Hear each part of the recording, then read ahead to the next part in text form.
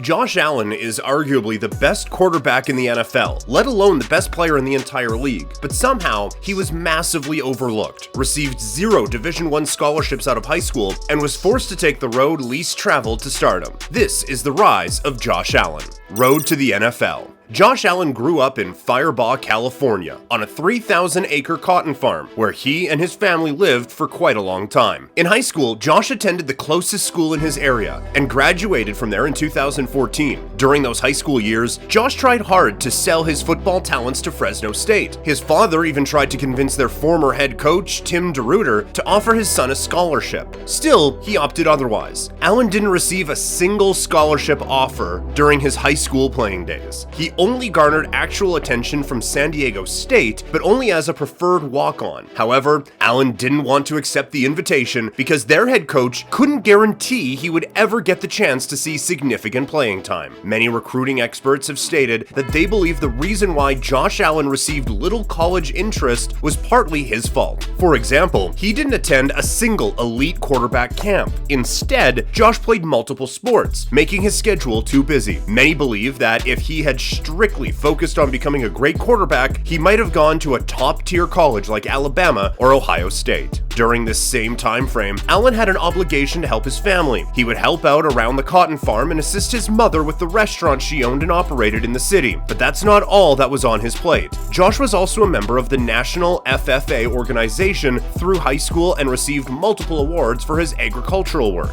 So at this point, no one expected a full-blown career in football. The kid was practically doing everything else at a high level. Ultimately, Allen chose to attend a JUCO and decided on Reedley College. He quickly became a star for the Tigers when he led them to an average of 452 yards a game, in addition to scoring 40 points a game, which was the highest in the conference. He also grew to 6'5" and weighed nearly 210 pounds, which would have towered over his high school stature. The coaches at Reedley knew they had a star in the making and heavily expected him to transfer to a new school once the year ended due to college offers. When the season ended though, Josh sent out a massive email to all the coaches he could find in the college football world and was met with little response. Only 2 schools offered scholarships, those being Wyoming and Eastern Michigan. Well, technically, Eastern Michigan withdrew their offer when he chose to visit Wyoming. After some talks with his coaches, Wyoming fell in love with his game and stuck with their offer. A few weeks later, Allen officially committed to the University of Wyoming. In his first year at Wyoming, he played in just 2 games, with one being a start due to breaking his collarbone after 4 passing attempts and missing the remainder of the season. The following year, though, he was the full-time starter at the quarterback position, and this season saw him come back with a vengeance. He threw for over 3,200 yards and 28 touchdowns. He immediately informed his family that he wanted to forego his senior season and enter the NFL draft. Wyoming coaches caught wind of this and, with the help of his father, convinced him to stick around for 1 more year. Even Carson Wentz, another former fast-rising quarterback, reached out to him to help in the decision-making process. Ultimately, Allen stuck around for 1 more year and threw for 1,812 yards, 16 touchdowns, and 6 interceptions. It seems like he should have gone to the draft. He officially declared after 3 years with the Cowboys and had scouts all over the place buzzing about his upside. Multiple analysts projected him to be selected number 1 overall by the Cleveland Browns over Baker Mayfield. Still, when the NFL draft came around, old Twitter posts popped up which saw him say some bad things that he apologized for and claimed he was young and dumb for making them in the first place. These tweets caused his draft stock to drop a little, which allowed the Buffalo Bills to select him 7th overall. They traded with the Tampa Bay Buccaneers from the 12th pick of the draft for their new franchise quarterback. The rise. Now at the beginning of his NFL journey, Josh Allen walked into Buffalo and immediately found himself entrenched in a quarterback battle alongside A.J. McCarron and Nathan Peterman. Buffalo quickly realized that Josh Allen was head and shoulders the best of the 3 and decided to trade A.J. McCarron during the offseason. The team gave Peterman one last shot to show them what he could do before they moved on to the rookie quarterback. He posted a 0 passer rating against the Baltimore Ravens before coaches pulled him from the game. Allen was sent in to salvage the game and came away with 74 passing yards and 26 rushing yards in his NFL debut as Buffalo lost 47-3. He started the next week and held his spot down by throwing for 245 yards and a touchdown with 2 interceptions. Buffalo saw his potential and knew that Allen was far far better than Peterman, so they continued to roll with him. He didn't ever post crazy numbers, but you could tell he was learning more every week that he took the field.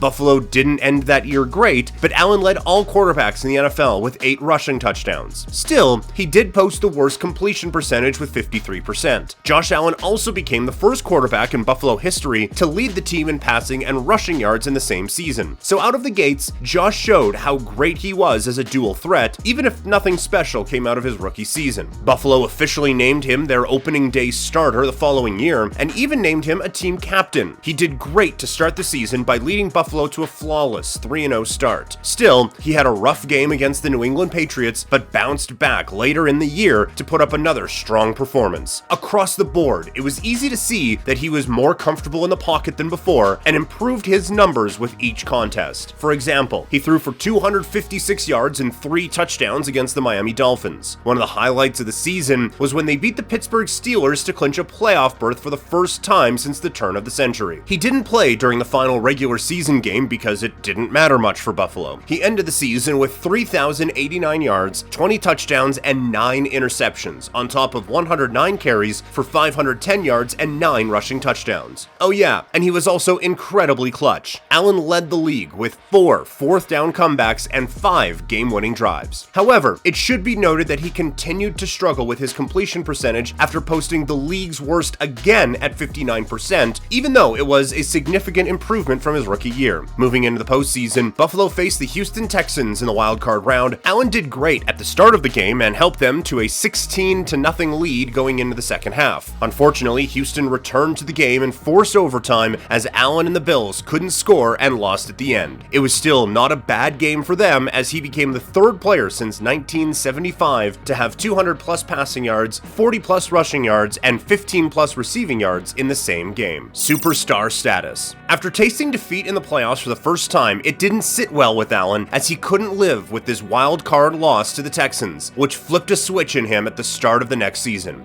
He had 300+ passing yards in his first 3 games of the year, and a career high of 415 in one of them. He broke numerous Bills records by posting these numbers and was sitting on 700 yards, 6 touchdowns, and no interceptions to start the season. Buffalo then got their first 4-0 start to the season since 2008, with Allen leading the charge, and finally lost the week after that to the Tennessee Titans. This game got delayed a few times due to the virus. Allen kept working his way through the season, posting excellent numbers in the process on multiple occasions. You could tell that the offseason made him an entirely different player from the guy we saw in the previous years. His final stats for the regular season were 4,544 passing yards, 37 passing touchdowns, and 10 interceptions, with his 102 carries for 421 yards and 8 touchdowns. Still, the most important was the massive improvement in his completion percentage. He went from league worst numbers in back-to-back seasons to the 4th best total at nearly 70%. I'm sure the addition of Stephon Diggs in the offseason was a significant reason for his rapid turnaround. Buffalo punched their ticket into the wildcard round and played the Indianapolis Colts. In this game, he played outstanding, throwing for 324 yards and rushing for 54 while totaling 3 touchdowns en route to a huge win. It was their first postseason win since 1995. They then played the Baltimore Ravens in the divisional round, another matchup they would eventually march through and win 17-3. Allen had a slow game with 206 yards and a touchdown that night. Now, they are in the AFC Championship against the Kansas City Chiefs. Allen threw 287 yards, 2 touchdowns, and an interception, but the Chiefs won that game. At least Allen was second in MVP voting at this year's end, ahead of Patrick Mahomes. Then most recently, we have the 2021 season. So from 2019 to 2020, Allen developed into a generational quarterback. He kept that going here in 2021. Josh Allen passed the 10,000 career passing yards mark in week 2. He became the 4th player in league history to post multiple career games of 300 passing yards, 4 passing touchdowns, and a rushing touchdown. Allen dominated the Chiefs in a rematch game early in the year. He proved to the world that he had officially arrived and wasn't messing around this time. The Bills realized how great he was and funneled their entire offense through him. At the end of the regular season, the Bills clinched their 2nd division title in as many years, and Allen had thrown for a career-high 409 completions. He had a 63.3 completion percentage, another strong year for him. Along with those numbers, he posted 4,407 passing yards, 36 passing touchdowns, 763 rushing rushing yards and 6 rushing touchdowns with a 92.2 passer rating. All those numbers looked excellent for the second year in a row. In a wildcard game against the New England Patriots, Allen obliterated them this time, winning 47-17. He threw for 308 yards and 5 touchdowns and threw for more touchdowns than he did incompletions on the night. It's hard to beat a statistical performance like that one. They quickly moved on to the divisional round against the Chiefs yet again. Despite holding on to a 3-point lead with 13 seconds left, the Chiefs marched into scoring range to send it to overtime with no timeouts. It was a horrible defensive possession, and the Chiefs won in overtime without Allen touching the ball. Plus, Allen threw for 329 yards and 4 touchdowns in the game. Undoubtedly, the addition of Stephon Diggs and the playoff loss to the Texans motivated him to become even better. This guy is a superstar in the league, and chances are we can see him hoisting the Lombardi Trophy soon enough. No one will ever sleep on Josh Allen again.